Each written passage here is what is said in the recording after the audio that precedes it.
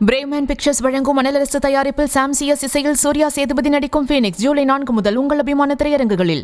இன்னொரு நாளைக்கு நான் மழை விட்டதும் எனக்கு சளி விட்டதும்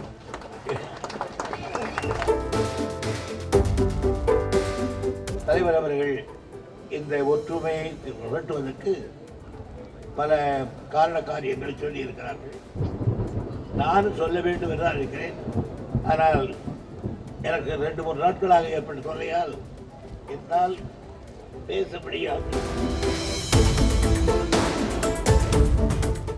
ஒரு கட்சியில் இருக்கிற பொழுது நம் கட்சியில நமக்குள்ள ஒரு ஒற்றுமை, அதே நேரத்தில் வேறு கட்சியில இருக்கிறவர்கள் அவ ஏற்றுக்கொள்கிற பொழுது ஒரு ஒற்றுமை, அந்த ஒற்றுமையை வேண்டும் என்றுதான் தளபதி அவர்கள் தெரிவித்திருக்கிறார்கள்.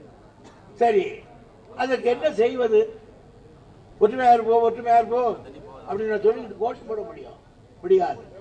அதனாலதான் கையில் எல்லாம் கையில் கொடுத்து ஒவ்வொரு வீடாக போய் நீங்கள் பேசுங்கள். சில முயற்சி எடுத்தால்தான் வரும். பேசுங்கள், இந்த இயக்கத்தை பற்றி சொல்லுங்கள். நாம் செய்த சாதனையை ஒரு வீட்டில் உட்கார்ந்து ஒரு 5 நிமிஷம் பேசலாமா அப்படின்னு கேட்டு சொல்லிடுறோம். விடவன் சொன்னதற்கு பிறகு ஆமா எனக்கு கூட பிடிக்குது, நல்லா தான் செய்கிறார் அப்படின்னு நம்ம சொல்லிக்கிட்டு இருக்கும்போது கப்புன்னு நீங்க இதெல்லாம் பண்றோமே, நீங்க திமுக சேர்ந்தா என்ன அப்படின்னு கேட்கணும். அதில் ஒருத்தன் என்ன சேரலாமே இருப்பான். சில பேர் என்ன சொல்லுவான், அது வேணாம் இருக்கும், அதையும் எடுத்துக்கிடும்.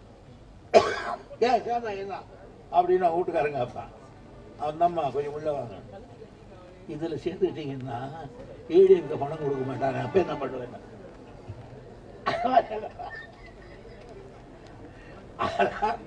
இதெல்லாம்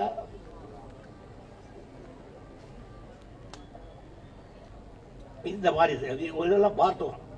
ஆனாலும் இன்னைக்கும் எந்த ஊரிலும் எந்த வீட்டில் ஏறி தைரியமா ஓட்டு கேட்கிறவன் திமுக காரன் மட்டும்தான். அதனால நீங்க நாம தான் அந்த தச்சு வச்சிருக்கோம். சில எம்எல்ஏக்கள் அது மாதிரி இப்பவே வச்சுட்டு இருக்காங்க. எனக்கு தெரியும், பல எம்எல்ஏ தொகுதியை முக்கியமா பார்ப்பாங்க. சுப்பிரமணியம் மாதிரி ஒரு ஆள், அவளை சொல்றேன்னு நான் என்ன 10 தடவை ஒரே தொகுதியில் நிற்கிறோம்னா அதுதான் காரியம் இல்லை.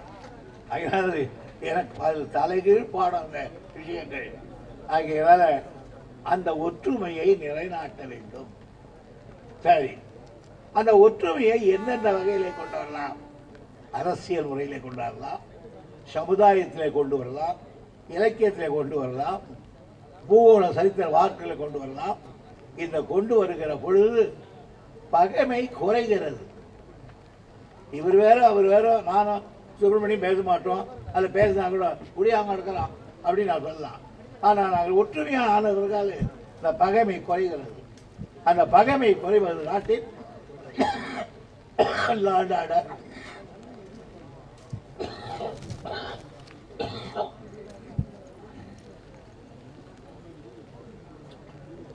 லார்ட் ஆர்டரை மாற்றி அமைக்கிறது. ஆகையினால்தான் தலைவர் அவர்கள் இந்த ஒற்றுமையை புரட்டுவதற்கு பல காரண காரியங்களை சொல்லி இருக்கிறார்கள். நானும் சொல்ல வேண்டும் என்றால் இருக்கிறேன். ஆனால் எனக்கு 2-3 நாட்களாக ஏற்பட்ட தொல்லையால் என்னால் பேச முடியாது. அளவுக்கு துறம் இருக்கிற காரணத்தால் இன்னொரு நாளைக்கு நான் மழை விட்டதும் எனக்கு சளி விட்டதும் நான் உடனே வந்து உரையாற்றுகிறேன். இது தாய் வீடை போறது. நானும் சைதாப்பேட்டைக்காரன் தான், நீங்களும் சைதாப்பேட்டைக்காரன் தான். நமக்குள்ள ஒரு ஒற்றுமை வேண்டும், இல்லைன்னா கஷ்டமா போயிடும். செய்திகளை உடனுக்குடனும் துல்லியமாகவும் தெரிந்து கொள்ள சப்ஸ்கிரைப் பண்ணுங்க.